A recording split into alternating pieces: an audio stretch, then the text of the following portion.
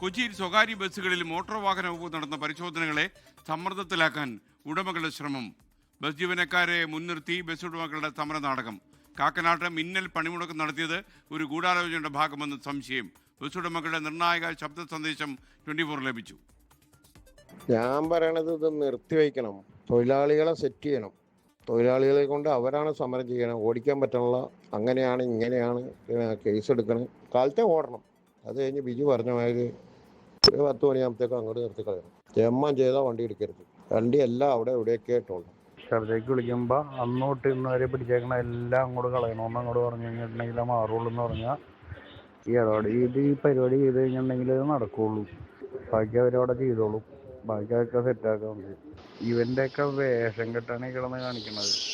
ആദ്യം പറ്റുമെങ്കിൽ ഇന്ന് ഇത്തിരി പോസ്റ്റർ അടിച്ച് ബസ്സിൽ ഒട്ടിക്കാൻ പറ്റുമെങ്കിൽ അതും ചെയ്യും. മറ്റേ സ്വകാര്യ ബസ് ഉടമകളും തൊഴിലാളികളും കുടുംബങ്ങളും ഇനി ഒരു സർക്കാരിനും വോട്ട് ചെയ്യണമൊന്നും ആ വോട്ട് വേസ്റ്റിരിക്കുന്നതെന്ന് പറഞ്ഞാൽ അങ്ങോട്ട് അടിച്ചങ്ങോട്ട് വിട്ട് അങ്ങോട്ട് കൊടുക്കാതെ. പ്രൈവറ്റ് ബസ്സുകളിൽ പലതും നിരത്തിലിറക്കുന്നത് ബിനാമി ഇടപാടുകളിലൂടെയെന്നും RC ഓർഡറിന്റെ പേരിൽ കൃത്യം നടക്കുന്നുവെന്നും 24 വാർത്ത നൽകിയിരുന്നു. ഇതിന് പിന്നാലെയാണ് മിന്നൽ പണിമുടക്ക്. 24 പ്രൈം ടൈം ബ്രേക്കിംഗുമായി അമൽ സുരേന്ദ്രൻ കൊച്ചിയിൽ നിന്ന് ചേരുന്നു. അമൽ, ഇതിനകത്തെല്ലാം ഒരു ഗൂഢാലോചന നമുക്ക് സംശയിക്കാമല്ലോ.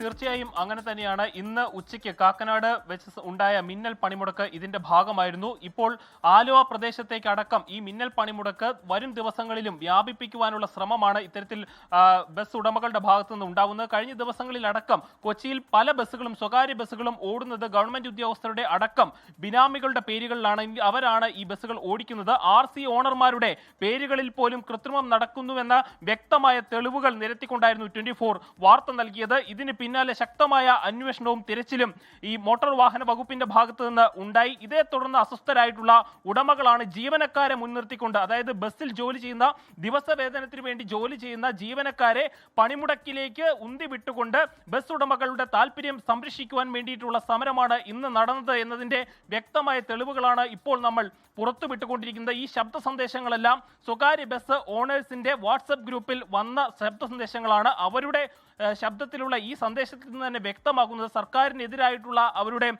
ഒരു ആഹ്വാനം ഇതിലുണ്ട്. ഈ ഒരു സർക്കാരിനെതിരായിട്ട് വോട്ട് നൽകരുത് എന്നൊരു ആഹ്വാനം, അവർക്കെതിരെ പോസ്റ്റർ പതിക്കണം എന്ന് പറയുന്നവരുണ്ട്. അതോടൊപ്പം തന്നെ ഇത്തരത്തിലുള്ള പണിമുടക്ക് നടത്തുമ്പോൾ, പെട്ടെന്നുണ്ടാകുന്ന മിന്നൽ പണിമുടക്ക് നടത്തുമ്പോൾ ജനങ്ങൾക്ക് പ്രശ്നങ്ങൾ ഉണ്ടാകും. അപ്പോൾ അധികാരികൾ ചർച്ചയ്ക്ക് വിളിക്കും. അങ്ങനെ ചർച്ചയ്ക്ക് വിളിക്കുമ്പോൾ തങ്ങളുടെ ആവശ്യങ്ങൾ മുന്നോട്ട് വെക്കുക. ഇത് മുഖാന്തരം നേരത്തെ എടുത്ത കേസുകളെല്ലാം പിൻവലിക്കണമെന്ന് പറയുമ്പോൾ പിൻവലിക്കുകയല്ലാതെ മറ്റു മാർഗങ്ങൾ അധികാരികൾക്ക് ഉണ്ടാവുകയില്ല.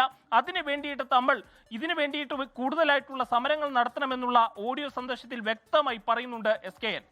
ലോകത്തെവിടെയായാലും ഏത് സമയത്തും 24 വാർത്തകളും ഓഗ്മെന്റഡ് റിയാലിറ്റി പാക്കേജുകളും എക്സ്പ്ലെയിനറുകളും വിശദമായി കാണാൻ ഞങ്ങളുടെ YouTube ചാനൽ നിങ്ങൾക്ക് സബ്സ്ക്രൈബ് ചെയ്യാം.